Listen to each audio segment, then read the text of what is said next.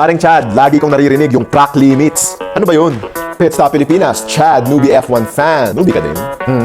Yung track limits, pre, yun yung puting guhit dun sa gilid ng racetrack. Kaliwat kanan yan yung nakapinturang puti dun sa magkabilang gilid ng racetrack. Yun ang track limits. O ayan, may picture dyan, tingnan nyo. O ayan, yan ang track limits. So pag lumagpas yung 4 na gulong ng F1 car mo sa track limits, violation yun. Pero kung yung 2 gulong mo nasa labas ng track limits, tapos yung 2 gulong mo nasa loob pa ng racetrack, goods na goods ka pa doon, pre. Legal pa yun. So pag free practice tsaka qualifying, pag lumagpas ka sa track limits habang ginagawa mo yung lap time mo, not counted yun. I-delete nila yun. Kahit gaano pa kabilis yung lap time na nagawa mo, basta lumagpas yung 4 na gulong mo kahit minsan lang sa track limits, burado yun, boy. Pagdating naman sa mismong karera, yung first 2 times na lumagpas ka, wawarningan ka. Yung pangatlong beses na lumagpas ka, black and white flag, meaning final warning mo na. Tapos pag lumagpas ka na naman ang pang-4 na beses, nako, 5-second penalty ka. Tapos kada lagpas mo ulit, palaki ng palaki yung penalty na ipapataw sa'yo. Tapos kunyari nag-overtake ka, pero nasa labas ka ng track limits nung nag-overtake ka,